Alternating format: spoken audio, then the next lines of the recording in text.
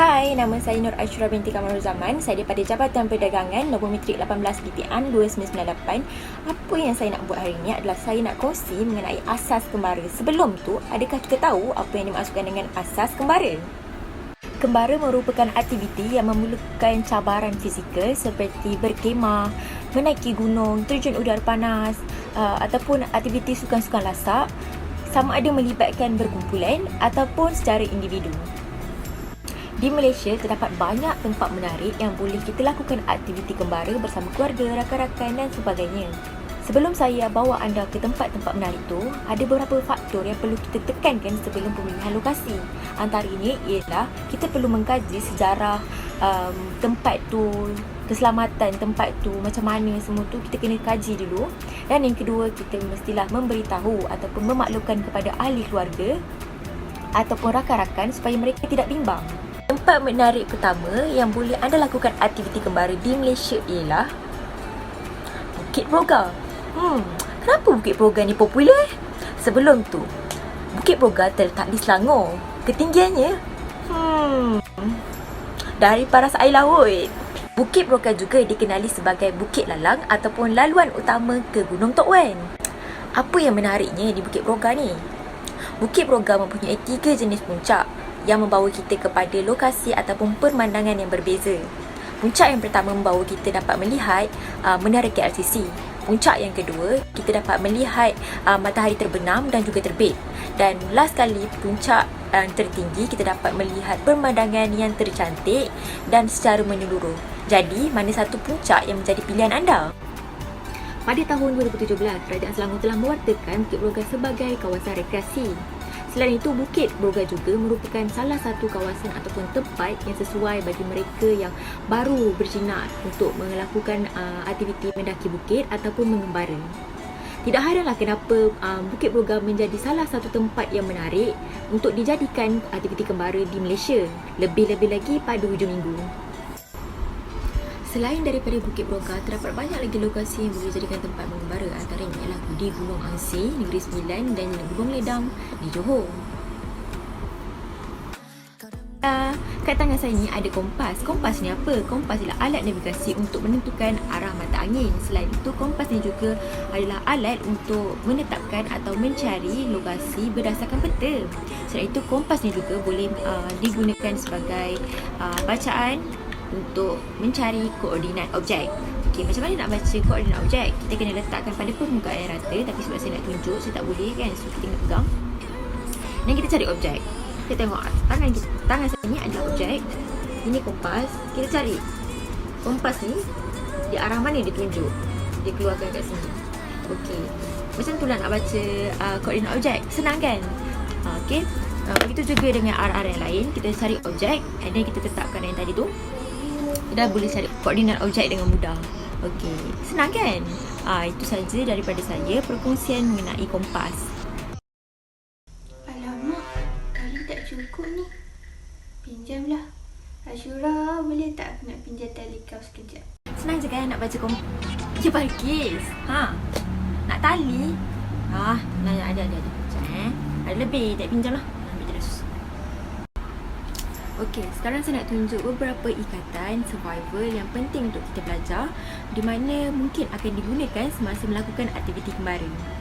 Peralatannya senang saja, kita hanya perlukan beberapa utas tali dan dekat saya sekarang ada 2 utas tali, satu yang sudah dibuka dan satu lagi belum dibuka. Okay, jom.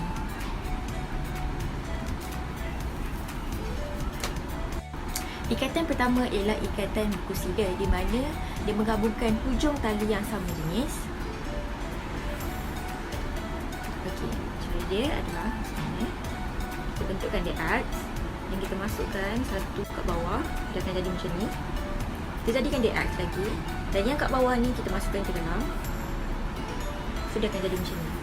Nak tahu dah jadi ke tidak tali ni, kita try tolak.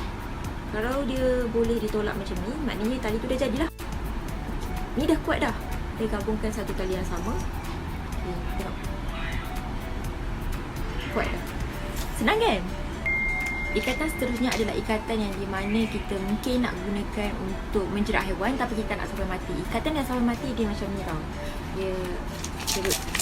So kita tak nak yang macam ni. Seterusnya adalah ikatan tindih kasih. Ikatan tindih kasih ni senang je. Dia longgar tetapi dia kuat. Okey, kita pergi ke bahagian tengah. Belakang saya.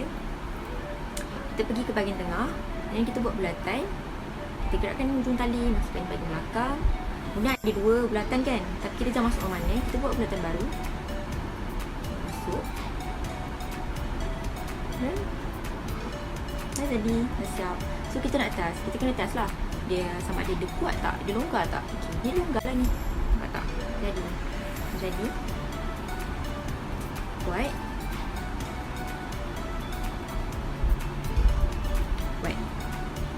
Selamat mencuba. Bersama saya lagi, saya akan kongsikan teknik kelangsungan hidup. Teknik kelangsungan hidup ni apa? Teknik kelangsungan hidup ni adalah cara ataupun kaedah seseorang untuk hidup dengan lebih lama. Kaedah ini juga penting untuk memastikan seseorang itu boleh berinteraksi dengan haiwan ataupun tumbuhan. Sama ada di dalam hutan, gunung ataupun di laut. Untuk hari ini saya akan berkongsi tentang kaedah ataupun teknik kelangsungan hidup di hutan. Kaedah pertama ialah cari sumber air. Macam mana kita nak cari sumber air? Kita kena cari tanda air. Contohnya dedaunan hijau ataupun munculnya serangga seperti nyamuk ataupun lalat yang menandakan ada terdapat sumber air di sekitar. Yang kedua, sekiranya hujan, tadah dengan menggunakan baju ataupun apa-apa alatan. Dan yang ketiga, mencari tempat berlindung. Elakkan berlindung di bawah pohon, bawah pokok yang mempunyai dahan-dahan besar, kerana jika berlaku cuaca buruk, berkemungkinan dahan tersebut akan menimpa kita. Dan yang keempat, menyalakan api. Hal ini untuk mengelakkan daripada datangnya binatang buas. Dan seterusnya, kurangkan aktiviti-aktiviti yang menggunakan tenaga yang banyak. Kiranya jangan terlalu banyak berjalan. Cukupkan rehat and then nanti baru sambung untuk cari jalan keluar daripada hutan. Itu saja perkongsian daripada saya, teknik kelangsungan hidup di dalam hutan. Seperti biasa dalam kehidupan, kita tidak lari daripada mengikuti peraturan-peraturan. Begitu juga ketika melakukan aktiviti kembara, dapat beberapa peraturan yang perlu kita patuhi. Antaranya ialah menjaga barang peribadi dan tidak mudah percaya kepada orang yang baru dikenali. Yang kedua, membawa alatan pertolongan cemas sebagai persediaan sekiranya berlaku perkara-perkara yang tidak diingini. Yang ketiga, ikut laluan yang tersedia. Yang keempat, bergerak secara kumpulan. Yang kelima, melakukan aktiviti pada waktu cerah dan elakkan pada waktu gelap. Dan beberapa lagi peraturan perlu kita ikuti mengikut situasi semasa. Terdapat banyak jenis kemah, antaranya ialah Jurassic tent, Ridge tent, Tunnel tent, Pyramid tent, Dome tent. Dan kebiasaannya rakyat di Malaysia ataupun kita di Malaysia sering menggunakan dome tent. Okay? Kemah ni dia tak datang seorang-seorang, dia datang dengan geng, dia datang dengan main canvas, flexible post, top cover, kain pembalut, L-shape besi pacak dan sebagainya. Langkah yang pertama, pastikan kedudukan tirai kemah adalah ke arah yang dikehendaki. Langkah yang kedua, mulakan dengan memasukkan flexible post sebagai rangka kemah. Seterusnya, seperti yang anda boleh lihat, setiap ujung post dimasukkan ke dalam lubang penjuru kemah. Seterusnya, ikat kedua-dua flexible post bagi menstabilkan rangka kemah. Yang kelima, masukkan besi pacak berbentuk L ke dalam lubang penjuru kemah dan benamkannya. Sekiranya perlu, letakkan batu di atas besi pacak bagi memastikan kemah kukuh dan stabil. Langkah yang keenam, letakkan top cover dan cangkuk pada tempat yang disediakan agar top cover tidak melayang.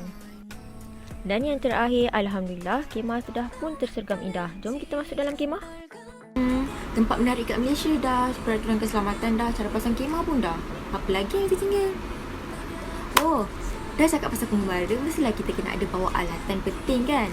So, antara peralatan yang perlu kita bawa semasa melakukan aktiviti kembara ialah kit bantuan kecemasan, baju hujan, lampu suluh, pisau kecil, lighter, kain rentang kalis air, seterusnya kompas dan juga peta, dan paling penting power bank, kuali memasak, kasut getah dan juga tali.